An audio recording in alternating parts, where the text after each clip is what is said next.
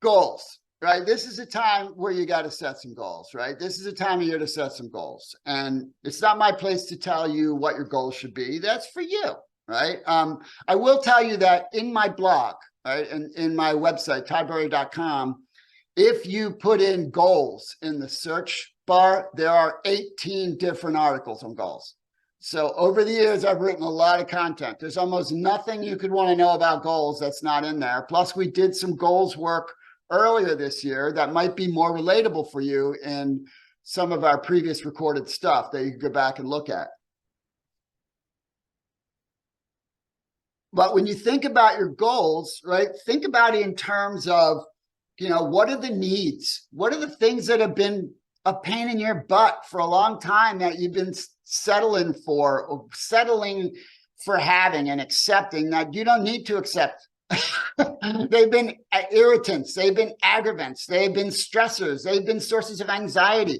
Those things affect your life. They affect your relationships. They affect how you feel every day.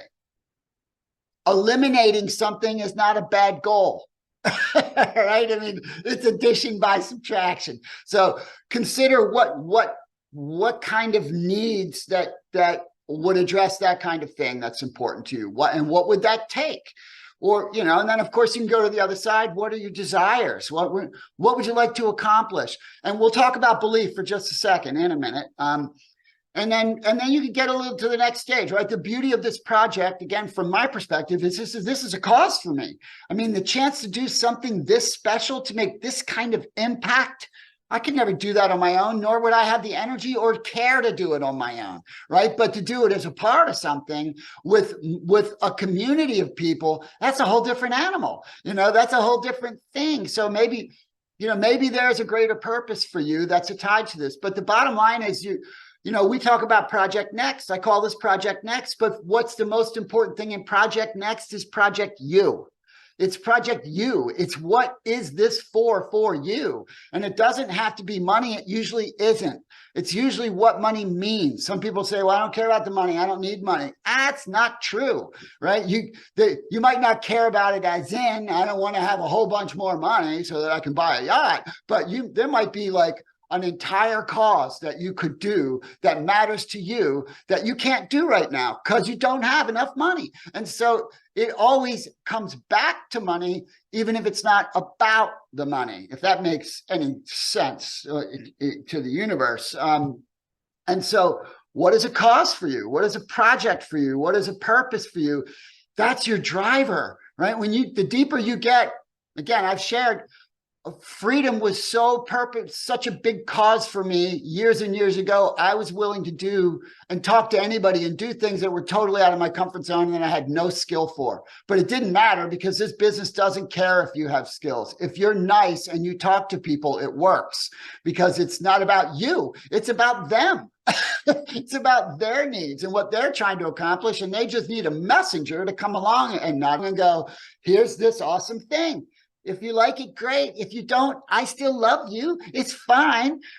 We just won't do this together. That's all. And I mean, that's it, so your biggest obstacle clearly in accomplishing goals, right, is what you believe, right? And that is your biggest obstacle. It's always going to be your biggest obstacle. The number one thing that keeps people from accomplishing anything of substance in their life or the things that they talk about is false beliefs. Either beliefs they're not worthy or beliefs that they can't, both of which are false because can't, what does that mean? That's not even a thing.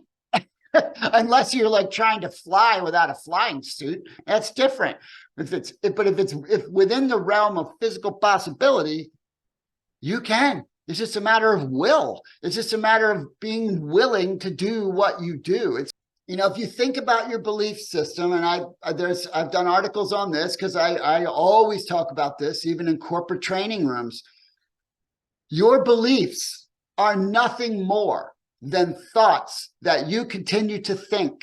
That's what they are. That does not make them true.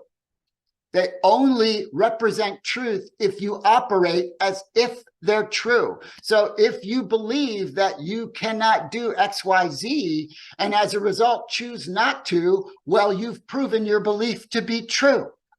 That's all it is. But if you choose differently and take the actions and repeat the actions consistently, you will get results that will blow up that belief, because beliefs are nothing more than thoughts you continue to think. And so I encourage you to recognize some things quickly. When it comes to our kind of work, you got to have belief in the company. You got to have belief in the products. I think those two are pretty easy. Those two are pretty established, right? And then belief in our industry. This is the fairest form of capitalism that exists. No risk and serving others as the means to serve yourself. It's actually the highest integrity business I personally know. It's why it's what I do. Not being a natural networker, I do this because it is the highest integrity thing you could possibly do. I only earn by investing myself in the well-being and the pursuit of others' pursuits. That's powerful stuff. And no one is capped. No one has an advantage over anybody else. It's totally what you do with it. And so at the same time, we have a massive need. So the industry belief, that's pretty easy too. Belief in our process, that's pretty easy too. I mean, it works. You can build anything with this process. Invite someone to learn, share the information, serve the people that take a step.